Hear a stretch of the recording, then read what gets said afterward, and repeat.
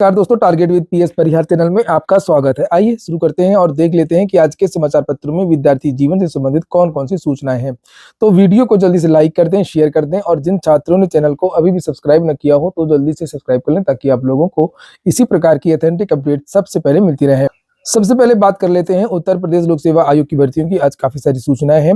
जैसे यहाँ पर लिखा है, राजकीय डिग्री कॉलेजों में 562 असिस्टेंट प्रोफेसर की भर्ती होगी। लिखा है नीचे, प्रदेश के 171 राजकीय महाविद्यालयों में असिस्टेंट प्रोफेसर के 562 पदों पर भर्ती होगी। उच्च शिक्षा निदेशालय की ओर से हाल ही में उत्तर प्रदेश लोक सेवा आयोग को 23 विषयों के रिक्त पदों का ऑनलाइन अधियाचन भेजा गया है। इन पदों पर भर्ती के लिए स्क्रीनिंग परीक्षा से संबंधित प्रस्तावित नियमावली को शासन से मंजूरी भी मिल गई है। ऐसे में आयोग के स्तर से जल्द ही चयन प्रक्रिया शुरू करने की तैयारी है। इससे पहले 2020 में असिस्टेंट प्रोफेसर के 128 पदों पर भर्ती आई थी। उच्च शिक्षा निदेशालय ने पहले 28 अप्रैल 2022 को 384 पदों का अधियाचन ऑफलाइन भेजा था। बाद में आयोग ने इन सभी पदों की सूचना ऑनलाइन भेजने को कहा था, जिसके बाद से रिक्त पदों को समायोजित करते हुए 562 पदों का अधियाचन भेजा गया है। वहीं पर लिखा हुआ है कि अधियाचन में वाणिज्य के सर्वाधिक 65 पद हैं। अलग अलग विषय का ब्यौरा दिया गया है।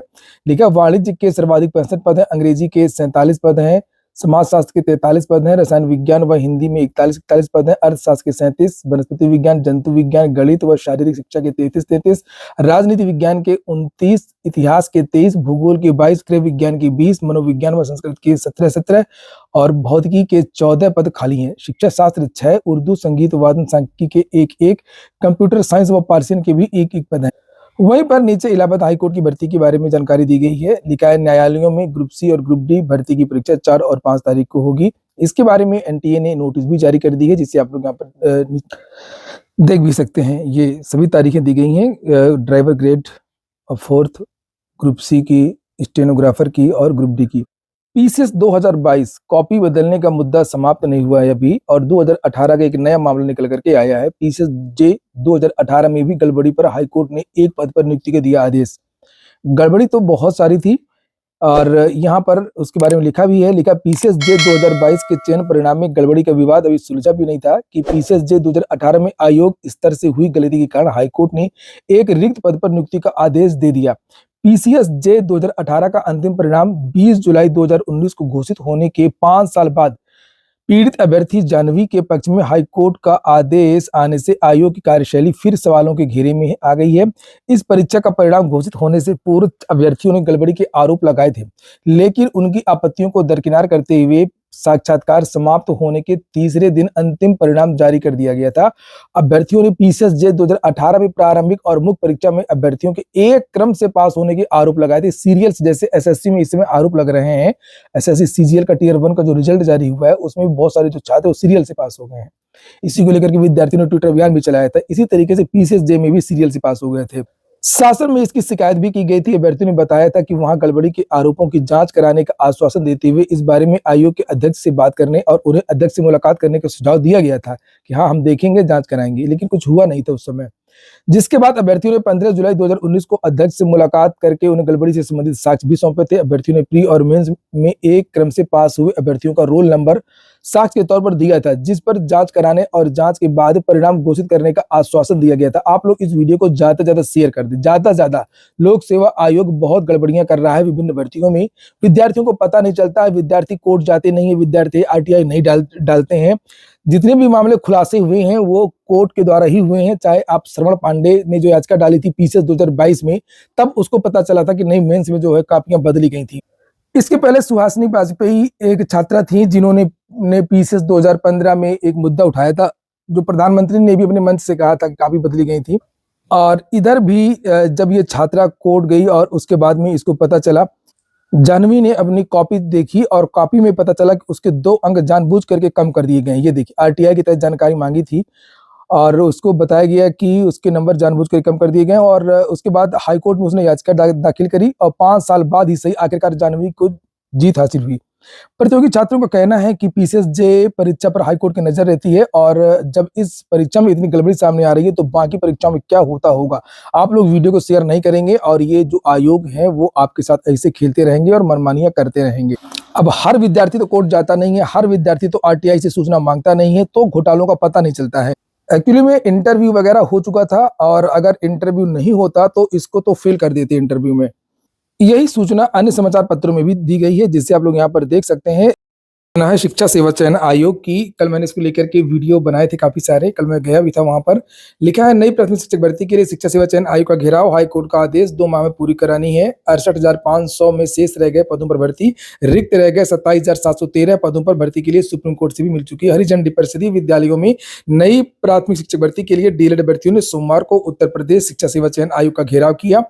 हाईकोर्ट ने प्रदेश सरकार को 2 माह में नई भर्ती प्रक्रिया शुरू करने का आदेश दिया है। वहीं इस मामले में सुप्रीम कोर्ट से भी अभ्यर्थियों को राहत मिल चुकी है। आयोग ने अभ्यर्थियों को आश्वस्त किया है कि जल्द ही इस बारे में निर्णय लिया जाएगा।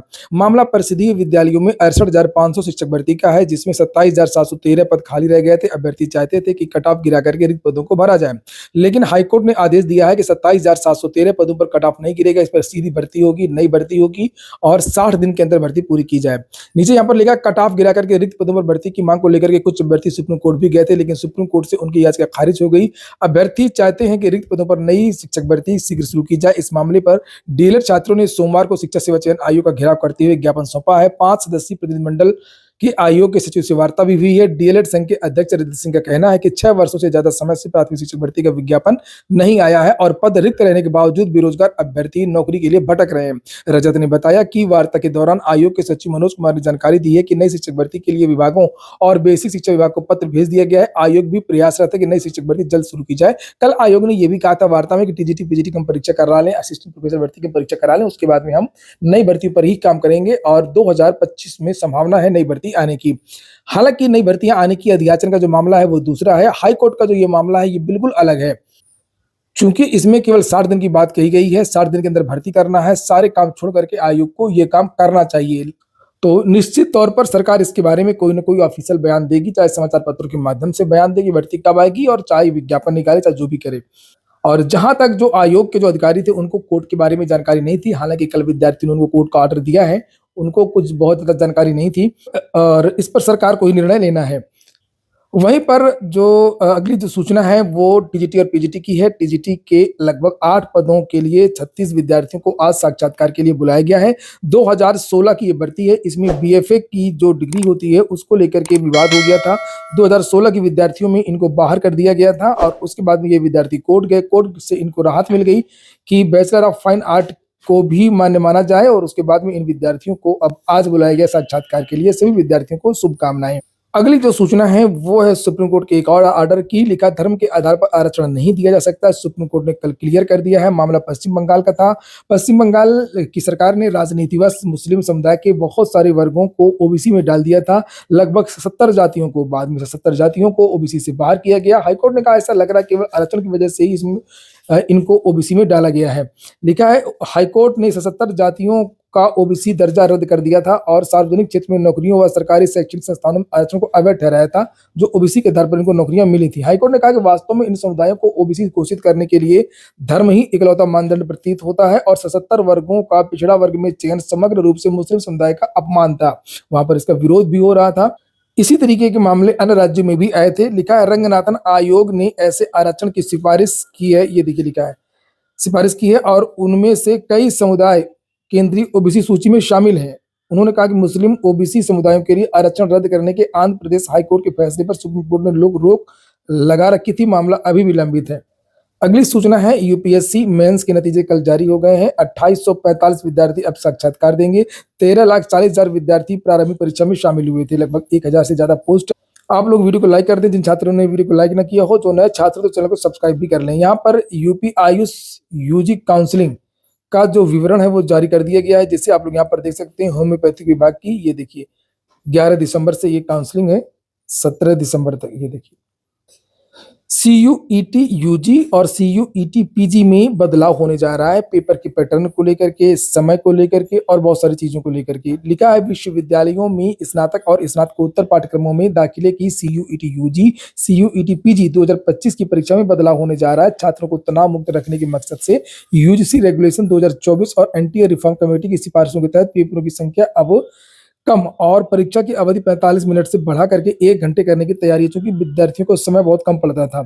सीयूईटी यूजी 2025 से संबंधित स्ट्रीम को समझने वाले जरूरी विषयों को ही लिखित मूल्यांकन में शामिल किया जाएगा। यूजीसी जल्द सीयूईटी यूजी और सीयूईटी पीजी 2025 के लिए संशोधित गाइडलाइन जारी करेगा। इसमें परीक्षा पैटर्न, प्रश्न पत्रों की संख्या, पेपर की अवधि, पाठ्यक्रम और परीक्षा मोड में बदलाव देखने को मिलेगा। इलाहाबाद विश्वविद्यालय क्रेट लेवल टू के लिए 2 विभागों ने कट ऑफ जारी कर दिया है।